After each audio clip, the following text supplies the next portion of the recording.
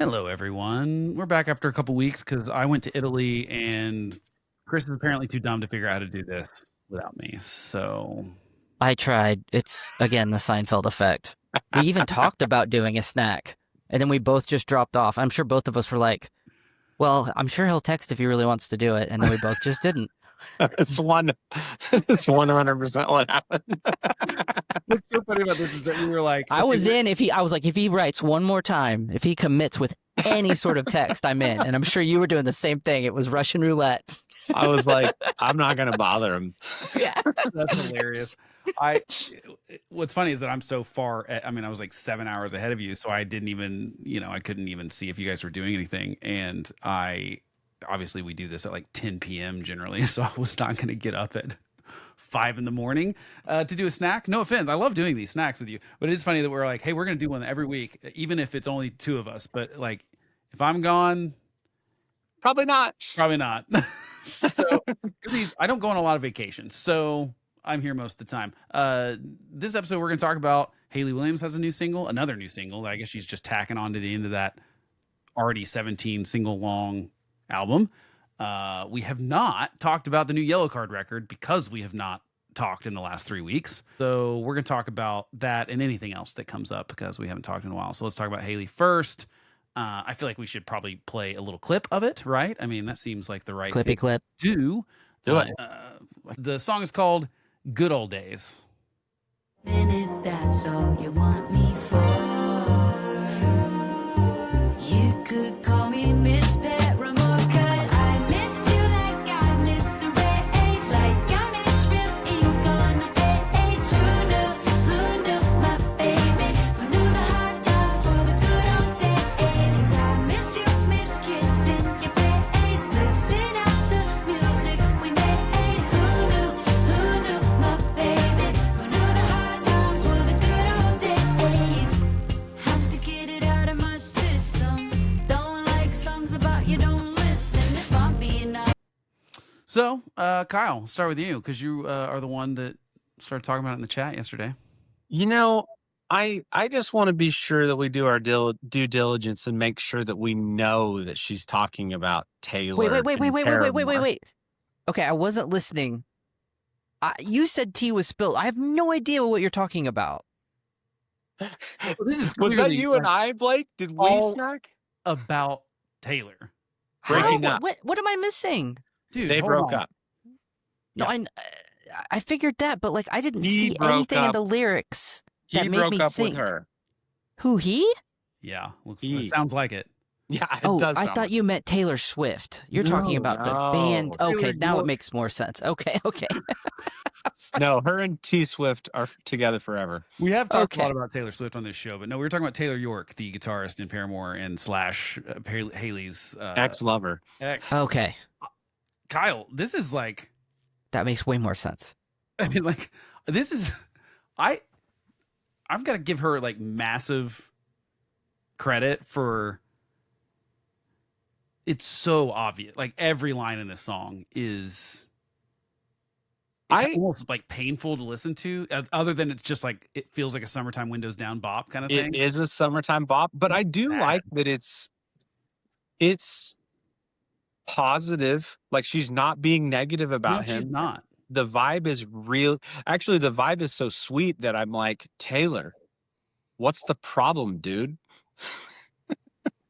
Here's what not like, I don't want this to turn. I mean, like we love to talk about music and we love Hayley Williams, and I don't want this to turn into like a gossipy. Are they together? Are they not together? Because frankly, I don't care about celebrities. You know what I mean? I feel like they're all like, especially relationships. I just go, why would I invest any time or effort or even mental capacity to some people I don't know's relationship? However, Hayley is queen and we do stan. yeah, and it's like, but she's like, I mean, they're just really honest lyrics, and it's hard. Like, here's the thing: it's weird. It would be weird. I've written a lot of songs about girls. We all have, right? I mean, it's part of it. Obviously, no one knew who those were about. Probably not even the people we wrote them about, because we're a little big. But when you're like two people you got a bunch of fans that love this band and they know both of you, and it's not even like a celebrity thing where, like, Out of the Vein, the Third Eye Blind album, is just like all about Charlize Theron. I mean, it's so obvious, right? Because they broke up.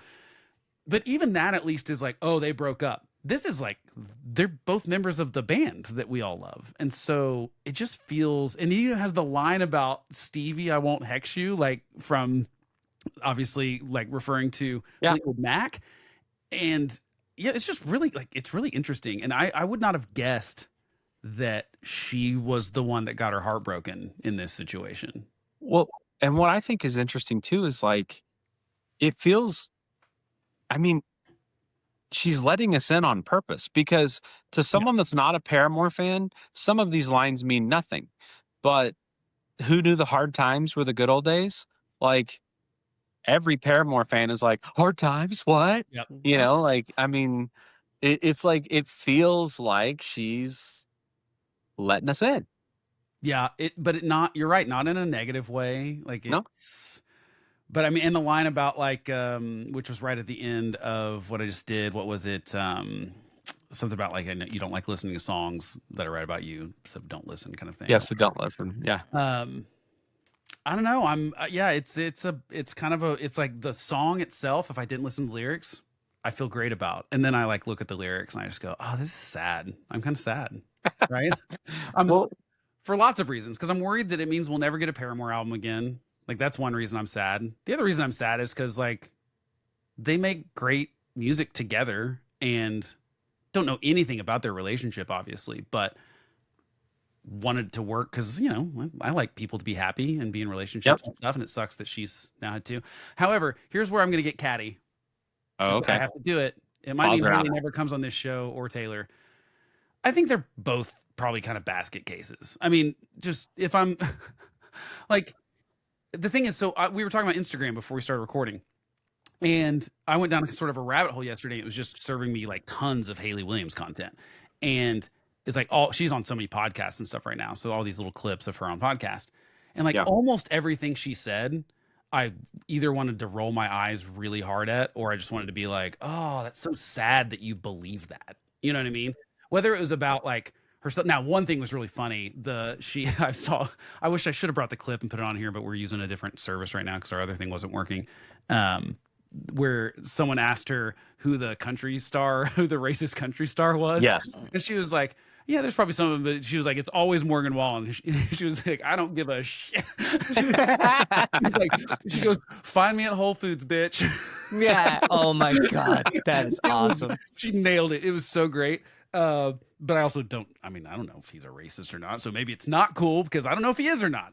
Maybe it's not cool to call someone a racist in a song if you don't, I don't know. I don't know if he is or not. But, but all these other things just felt like I don't know. I feel like COVID broke her. I know that sounds weird to, like, I haven't listened to all these interviews, but I feel like just the clips I've seen, it just seems like, she got divorced in 2018, 2019, something like that.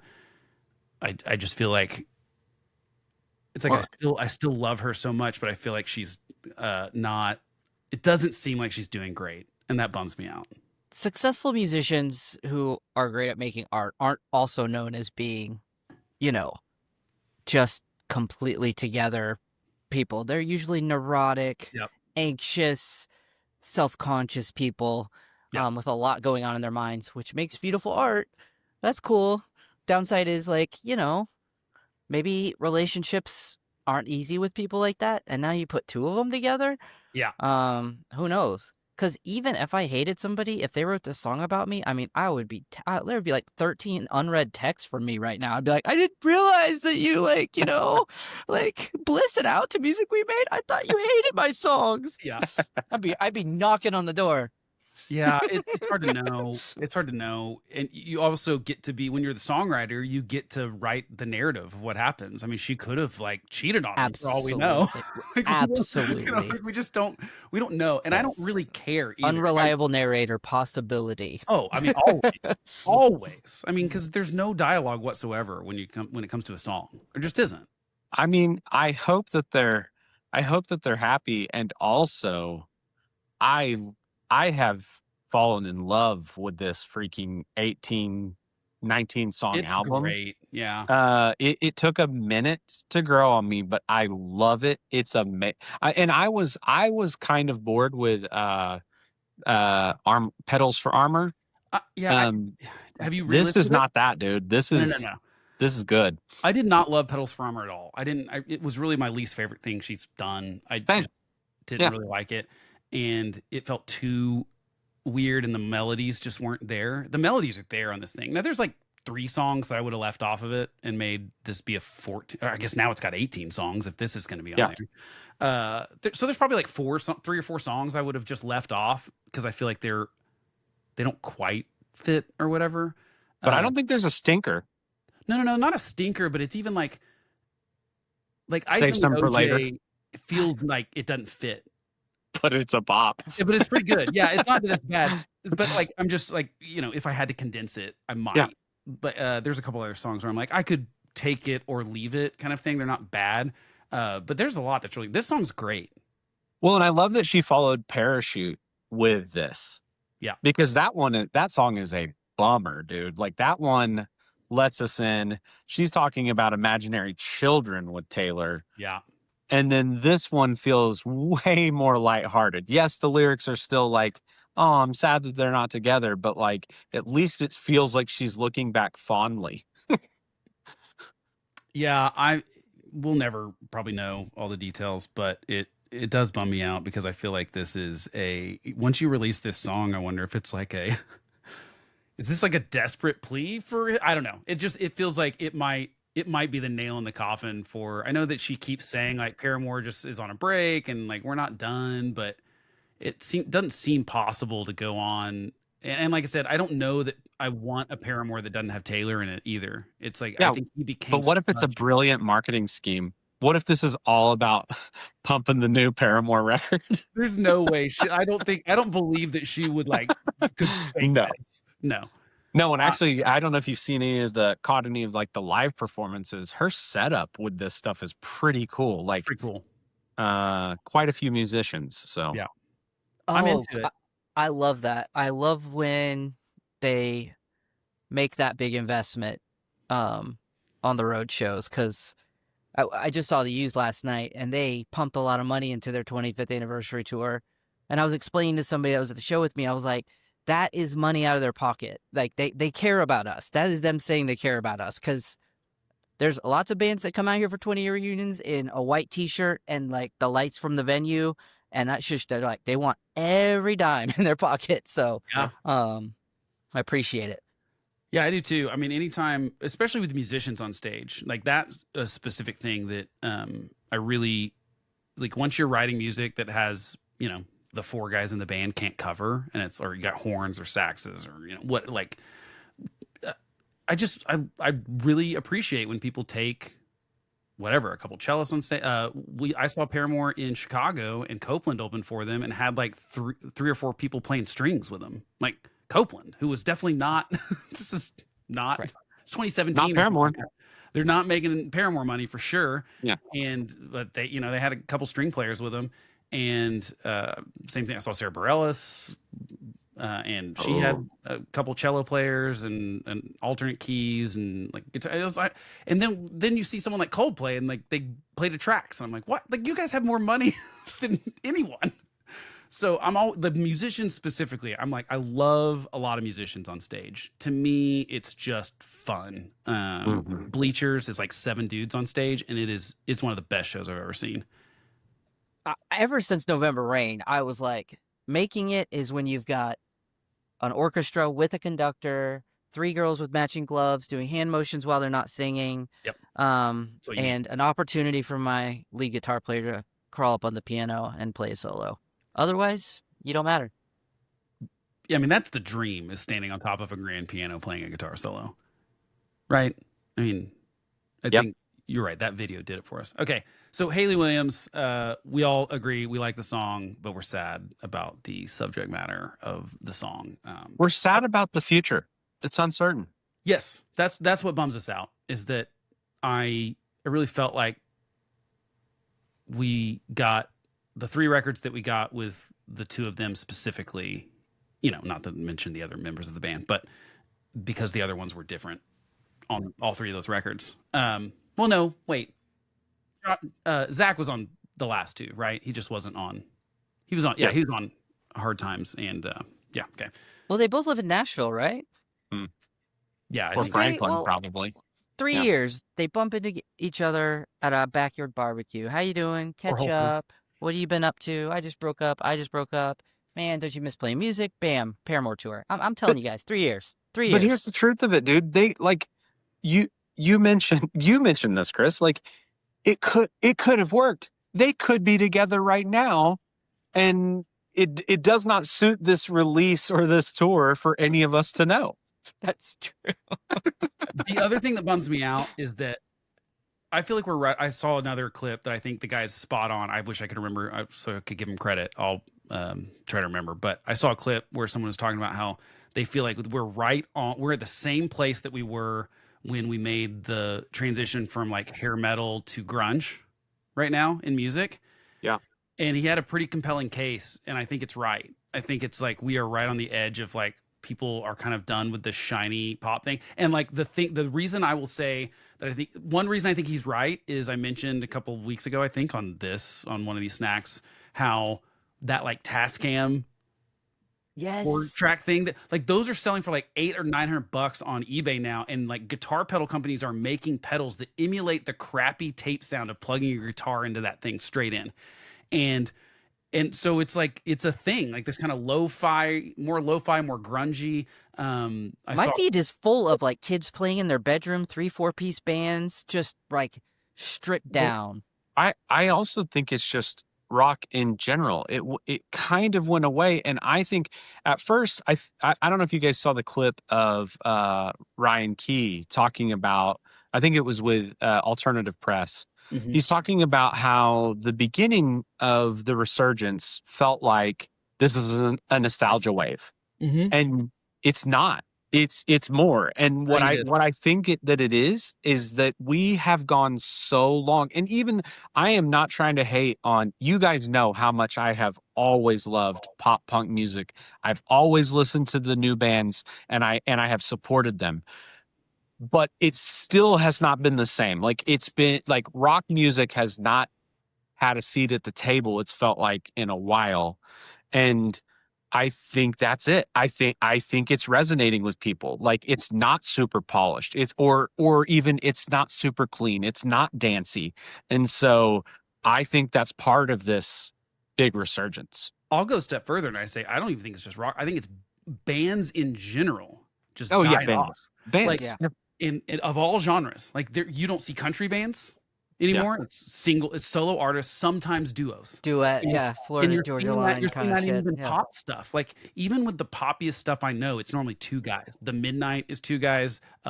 Laney is two guys. Like there's all these bands that are basically two guys that are a band. I mean, obviously they like tour with a band. But it's really- 21 Pilots. yeah. There's so many. So like the band Oh, you're right. itself, yeah, the band has just kind of died off a little bit. And I think you're right, Kyle. Like I felt the same way. I felt like this is just, it was partially a nostalgia thing because people our age now have the money to spend to go to these concerts for these artists that they're, enthusiastic about because they love them from their youth and we're nostalgic about. But then there's this other weird thing where when that happened when we were kids, like if I mean Led Zeppelin didn't do this, but when those bands were like touring around and playing casinos or state fairs and stuff like that, they weren't coming out with new music for the most part, right? No. And most of these bands are. Like Yellowcard has a new album, Starting Line has a new album, Motion City Soundtrack has a new album, and they're all great too. And so Dude. I'm excited about it. That's yeah, exactly that. Well, I was Go going to ahead. say, like, I was thinking about the Eagles resurgence. Remember the mid-90s? Yeah. Yeah. They just kept releasing live albums over and over again. Mhm. But they never had, like, Yellowcard just did a freaking record with Travis Barker, like, and it's good. It's Like, great. the Eagles never did that. Def Leppard didn't do. Well, I think they did actually, but it wasn't memorable. Either they didn't try or they just sucked. I don't know. Yeah, to be fair, like Bon Jovi's the one band I can think of that came out with that album in the early 2000s or so. Oh, It they might be did it 3 99 or times. whatever. Yeah, They did 80s, and then they had Bed of Roses, and then they did it again with that. Yeah, It's it's my my life. and then Well, the next album, it was the exact same thing. Dong, dong, and it was well, like, yeah, so what's crazy to me is like I know we're going to talk about the Yellowcard record, but like with what you guys just said, this is the first time in years that I remember I am overwhelmed with rock releases right now and yeah, catching up and listening and giving time to them the way that I want to. ditto. And like I don't remember having this many good rock releases and like having to juggle my time and like I really feel overwhelmed. And not only that, but there's good stuff. Like, I don't know if I sent it to you, Blake, but I sent it to Chris. The new Military Gun is insane. That new Oh, it's record so is good. insane. It's so good. And so like it's just these bands that have been inspired by the old rock bands are making great music, and then the old rock bands are putting out new records that are great. I mean, dude, the new AFI record is great. I don't And I care what haven't gotten to anybody listen, I haven't says. listened to it It's yet. I've got So to. good. Yeah, it's great. And so like I can't remember the last like oh no, I do remember the last time. It was the early 2000s it when was like it's like, 2005. oh my gosh, there's so much. Yeah, I'm just gonna have to pick what I want to listen to. I feel yeah. like that right now. And it's kind of nice and it's also kind of scary. Yeah, I think I hope we're right because I like bands. I feel like there is something different about bands that you just don't get with other things. By the way, side note, like 5 minutes before we did this, a girl I went to school with who is kind of blowing up in the country world is releasing a cover of The Middle tomorrow, and it's Oh, really good. nice. Really good. That you went to Belmont with? No, ACM. Her name's Caitlin Okay. Butts, and she had a couple. She's been touring with like some big people, and she had a song kind of go blow up on TikTok and stuff. So anyway, she's great. She's like Isn't it, classic country. isn't it amazing that like I don't even understand that sentence? She had a song blow up on TikTok and I'm I like, know. It's like I don't either, but it's one of those things. So anyway, like I just feel like there's a um it does feel like there's a resurgence of people wanting stuff that's not as polished, first of all, and has a little bit more raw. Not that it doesn't sound good. I mean, like, but also just like bands like making music together. I'm into it. I hope that the trend continues. I hope that we see like young new bands too. Like that's the other thing. Is that I'm hoping that this turns into a thing where, you know, that transition from hair metal to grunge, we got like Pearl Jam and Nirvana and these like huge bands out of that. And I hope we maybe get some of those this time around. It's not just all the old people doing stuff. I mean, I'm fine with that too because I love all these bands that are coming out with albums again. But I would love to see like who's gonna be the next giant band. It'd be fun if that happens again because it's not that I love pop music. I love not all pop music, but I mean I like pop music when it's good. Mhm.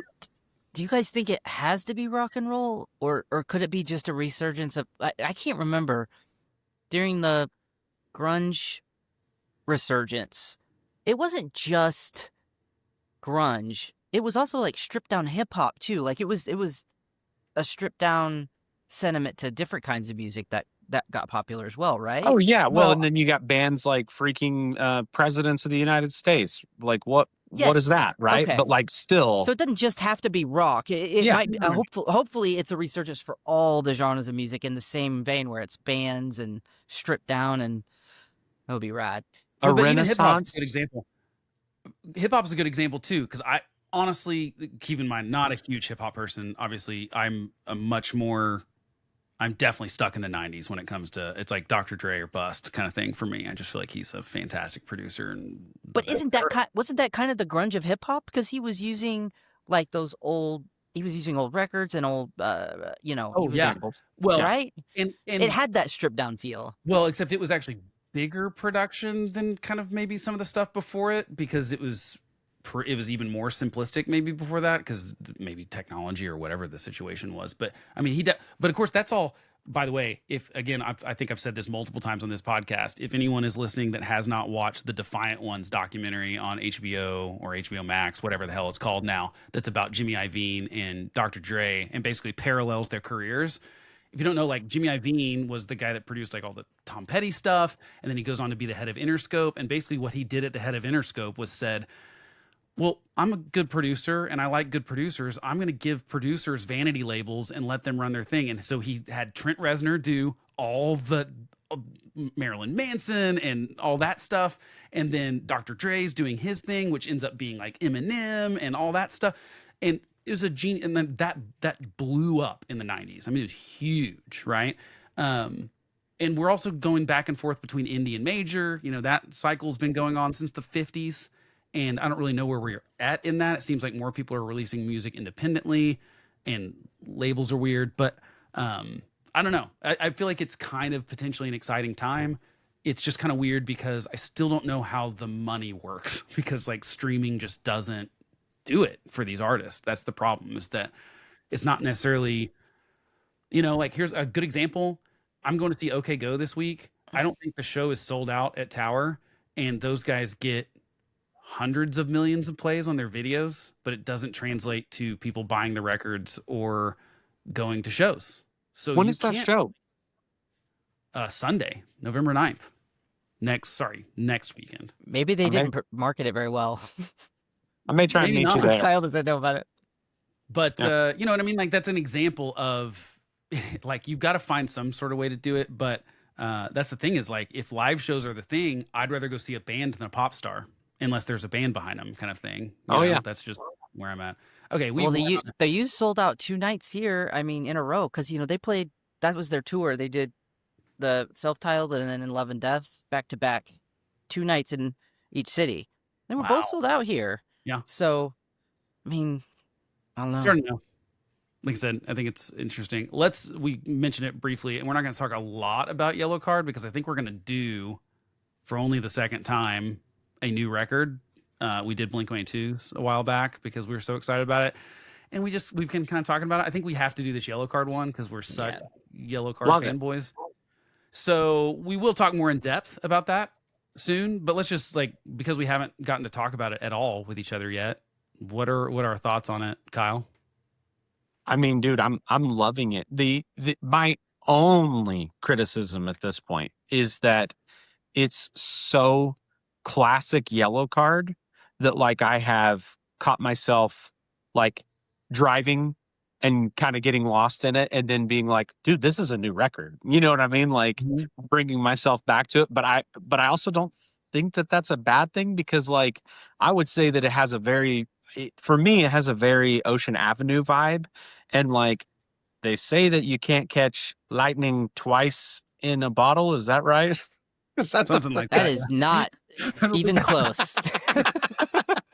Oh yeah, it only strikes 3 times. And for them, this is, I mean, it sounds great. And then also, I love the Avril Lavigne duet, and I like it too. but as much as I'm saying that it sounds so much like Yellowcard, and songs remind me of other songs, that's just kind of what happens when a band's been around so long, right? That's just gonna be and because I'm such a huge fan, I'm like, oh, this is kind of like part 2 of this, and it's kind of been that for me. But still, I think my favorite moment on the record right now is the synth at the beginning of City of Angels, man. It just sends me every time. Yeah, what's interesting about that is I don't want to say skeptical. We had a couple of the singles when I think they did that Alternative Press interview, and I know they worked with Outside Writers, on this album, which they hadn't done, and Ryan was just talking about it. He's like, I've been in the world of synthy orchestration and kind of lo-fi stuff for over a decade now. Mm-hmm. And so I just felt like I was a little nervous about coming back into the punk rock thing without, and he was really honest about it. I thought it was a really cool thing, and it didn't make me, I'm never super skeptical about Outside Writers, but I do sometimes go oh, well, maybe that's a bad sign because it means they couldn't do it on their own or something. And then sometimes it totally changes the sound of a band. Sometimes you see that happen, and it's not the same as the old version. And that's what's really interesting about what you said, Kyle, is that you're it feels just like an old Yellowcard record. That's so interesting to me that this is not the same. It's, you know, there's an extra writer or two on some of this stuff, and it still feels very Yellowcard, which I think is the right way to write songs with other people. Is like they're not trying to change who they were. They're not trying to reinvent the wheel for this band. Although I do think there's City of Angels is a good example of something that we don't get on earlier Yellowcard records, probably, but it's something Ryan Key I think is very good at, is that sort of genre. And I like that we got this sort of blend of his solo stuff, which he did under whatever William Ryan. That's it. Yeah. And which I like his stuff, but like it feels like a little bit of a blend of like the Yellowcard and some of that stuff that he was doing, and it feels like something he probably wouldn't have been brave enough to do in 2006 or whatever, because he'd been like, I think there's too much pressure about like, well, that's not punk rock or something. And it kind of goes back to the Green Day Good Riddance thing, where there's like the most punk rock thing we could have done is do an acoustic ballad, right? Because everyone was saying, oh, you can't do that. And this City of Angels feels like that song to me a little bit.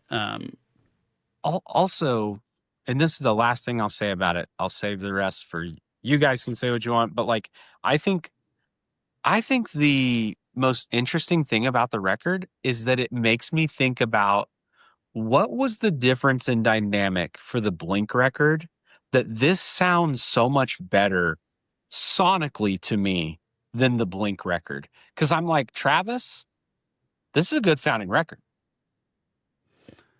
That's got to be. Oh, I bet a lot of it has to do with being outside of the band. That just gives you a different perspective. You kind of get to be.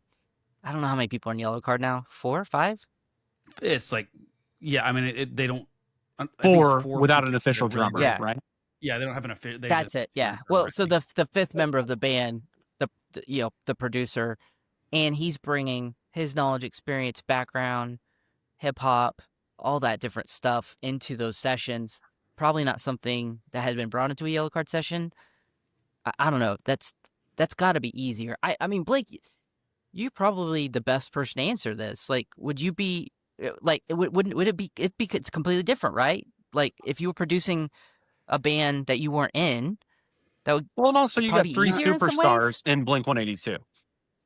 So here's what's weird. My opinion has changed a little bit about this. I used to say that the worst thing a band can do is self-produce, because at the time what that meant, I'm thinking like, for example, Pinkerton is like, the songs are great, but really the production on that album is just garbage. I mean, it's like it, and it's weird to take a step back. And what I mean by what I meant by producing a long time ago, I mean, especially pre 2010, let's say, maybe a little earlier than that, is the producer didn't. I mean, Rick Rubin does not know how to run a soundboard. He is not an engineer. He does not know any of the technical stuff that goes along with recording stuff. But he knows songs really well, and he knows how to say, no, that doesn't work. Yes, this works. No, that needs a better chorus. That, you know, that's what the producer is doing, is making the band be better. It's like the director on the movie is really what it's like, right? And doesn't necessarily write the script, is not acting, obviously, doesn't run the camera, but it's like making all that stuff work, right?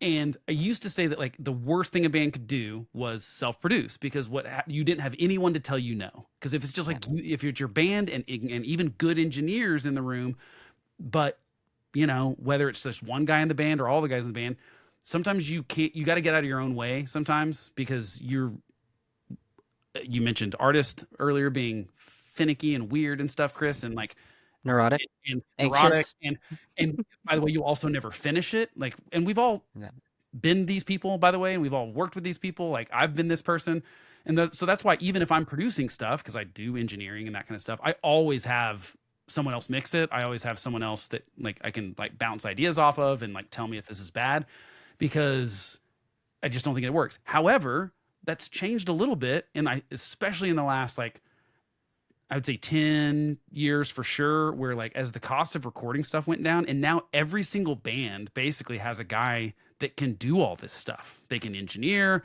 they can like, they're not really ever making demos, because the demos they're making end up basically being the final recording. So like Jim Adkins is that guy in Jimmy Eat World now. He was not in 2002 though. You had to have. You're talking about how the doors it opens for you, right? Because now you don't have to have a session with a producer. Like you get to kind of build songs over long periods of time. Yeah. It really removes a lot of boundaries. Well, and now there are a lot of bands and a lot of artists that literally have a guy that's like just a great producer in the band. I mean, I mean, like, and it's weird that Travis ends up being that guy in Blink-182, but essentially it sounds like that's kind of where they're going. So it's interesting that almost every band has one of these guys in it now. And so but you still have to be careful, because is that guy the boss of everything, or do the other people have say? I mean, you got to have some ideas of how you do that. But to me, it's pretty obvious that you got to create rules, I think. Yes. That hopefully that's what Blink did that helped, is here are the rules. Here's who's got veto power in what situation, so that way it doesn't. Yeah, it's like, do we all have end. to agree? Is it 2-1? Is it like, I think you just have to kind of lay that out in front. But like, so that's one thing where I've changed my mind a little bit, just because there are so many bands that have really great producers in the bands now. And we didn't have that. That was impossible to do 20 years ago. GarageBand had just come out, in 2005 or whatever it was. So I think that's the difference now, is that you still have to be careful. You still have to have someone that you can trust that's a little bit outside. It seems like Yellowcard for that, it's obviously Travis. For Hayley Williams, it's this new guy she's been working with. I just think that's always better to have at least one opinion, but it's not as hard of a rule as it was 20 years ago, for sure. But I love the album. I think it's great. I've been rocking it in the Jeep with the top off because it's nice and finally crisp outside, and it's pretty great. Chris, have you gotten to listen to it much? Oh yeah, it was great. It is great. The reason I'm saying it was great is I was thinking of, because I saw them in Vegas and they were fantastic. I hadn't got to tell you guys even about it because I wanted to save it for this. Tell us about it. Yeah. Yeah. So they came out with, I missed it. The old record, and I didn't quite hit it in time. But instead of the Paramount logo, it said Yellowcard, and then they came out and played the Top Gun theme, and they all came out in jumpsuits, and I was like, my band did that first, but okay. Yeah.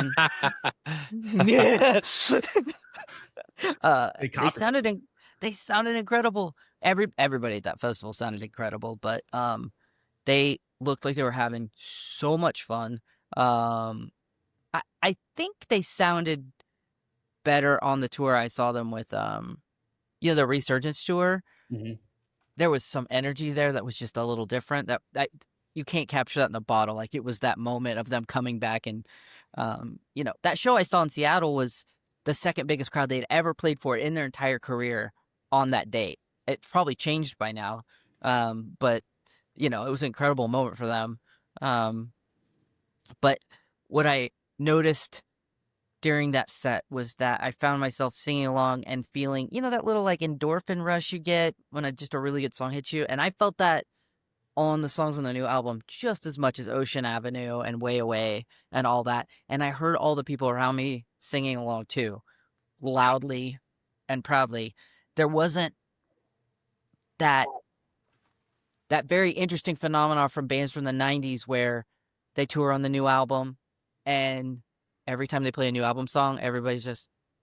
Yeah, it's like, we're letting you do your thing, but we'd really rather you get onto the hits. Yeah. This is the price we pay. Yeah. Right. Yeah, we all know we're here for...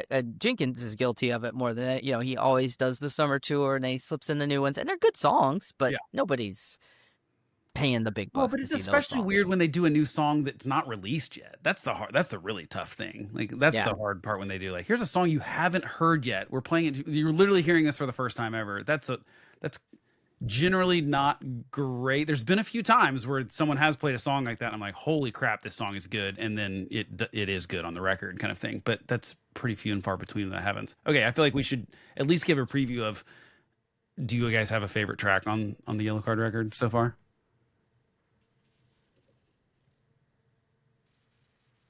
Thinking hard.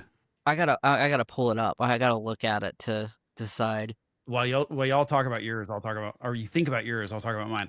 Love Letters Lost is so... God dang it. freaking I was good. about to say that. I was like, I don't think good Matt drum Blake will parts pick in the that. Skiba tune. Yeah. Dude, and the Skiba stuff is awesome. I mean, that song absolutely rips from start. I mean, that's almost every song in this record's like that. It is. There's not a lull. That's an earworm though, man. It gets stuck in my head all day. Dude, it's in my head all the time. And that bass line on that third, this whole Yellowcard record is full of great bass lines in the third chorus. I don't know if you've noticed that, Kyle, as the bassist in the group, but there's a super tasty lick at the end of that Avril song. Same thing, the last chorus. There's a great bass line in it. Yeah, Love Letters Lost is really. I'm sorry, really I'm good. picturing Travis like in the studio. He's like, wait. Not yet. Now. But it makes me like, I love that is good production. It is. It's like you get it one time and it makes you I just want to listen to it again. I want to hear it over and over again. Also nice to see Travis throwing Skiba a bone, right? Like, nice to know that they're friendly. Yes. I don't think of it as throwing a bone. I think that those guys are all part of an artistic community together that we don't understand. That to them it's just so natural to be like, he would be perfect for his part, guys. Like his voice is perfect for this. It's the right thing to do. I can text him right now. You see if he can just come by. Actually, I think he's in LA. I'm sure it happened like that. That's what I have to believe. I want to believe. Yeah, and they work really well together too. I like Ryan and Skiba together. Mm-hmm. It works pretty well. I like Ryan and Avril together too. Although I don't believe that there's not a ton of auto tune on her hitting that high note. She sucked. Really? Oh, I've never been more. What there's probably a word in another language when you're just as surprised as you are not surprised at all at what you're seeing. You're like, I always suspected this, but it's still somehow worse than I ever conceived. I've also heard reverse Little Mermaid theories on her. Like, she looks just as good as she always has, but her voice, not the same. Reverse Little Mermaid. That's interesting. That is interesting. I agree. She looks the same as she did. She looks exactly the same. It's weird. It's super young. Let me say, I don't know what her fee was, but the crowd should have definitely got like 10% because we were doing about that percentage of the singing on some of those high notes. Oh, I believe that. Yeah, her and Gwen Stefani I don't know how they've done it, but they look the same as they did 20 years ago. And it's strange to me. Kyle, I mean, did I steal yours, Chris? Love Letters Lost, or were you going to pick a different one? Oh, it's not stolen. It's a great tune. No, it was just like the moment it occurred to me, I had to see the titles to remember it, and then you said it as I read it. That's all. It's a good one. Kyle, do you have one that you love? You know, I'm kind of I'm struck by two things. One, like obviously Love Letters Lost is great, but I still love of the initial singles, Honestly I has stuck with me. I think the most. I really enjoy that song. I'm not tired of it. And I have to say, I'm not being a hater, but I am shocked that Bedroom Posters has been their most successful single to date, because to me, I don't dislike it, but it's my least favorite of the new singles. How do you determine the most successful? Are you looking at play count on like Apple? I'm talking about Ryan on Yellowcard's thing saying radio wise, it's their most successful radio hit that they've ever had. And I'm like, that makes no sense to me. Really? Oh yeah, they said that this was like Billboard number one or longest number two? it's charted. Yeah. Longest the song is charted for them. And it's what's shocking weird, to but me. it's got the least number of plays on Spotify of the other singles. Yeah. So that's interesting. Because like the Avril song has almost twice as many, by the way. Yeah. It does have twice as many. I would say it deserves twice as many, but that's just me. Yeah, Better Days has 3.5 million on Spotify. You know, right now. It's possible I'm getting it mixed up with Better Days. If it's Better Days, I think Better Days. Better Days. If it's Better Days, I take back what I said. If it's Bedroom Posters, I'm like, I don't know about that. I think it's Better Days because I don't. That's got 3.5 million plays. It's got almost 1 million more than the next played out track. So I would guess it's Better Days. Good for them. I'm super thrilled for Yellowcard. I couldn't be happier for a band that I already loved, and for them to come out with a new album and find success and tour and stuff. So sorry for the long snack, guys. It was a little more than a snack. It was like a healthy snack. It was like a hefty, hefty snack for preparing for a late dinner, because It's a charcuterie board. Yeah, it's like a Yeah. Full full board. Yeah. cheese, all the good stuff. All right, that's it for us. We will catch you next time as soon as I find the outro video that I can't find because this thing is too. Ugh. Here we go.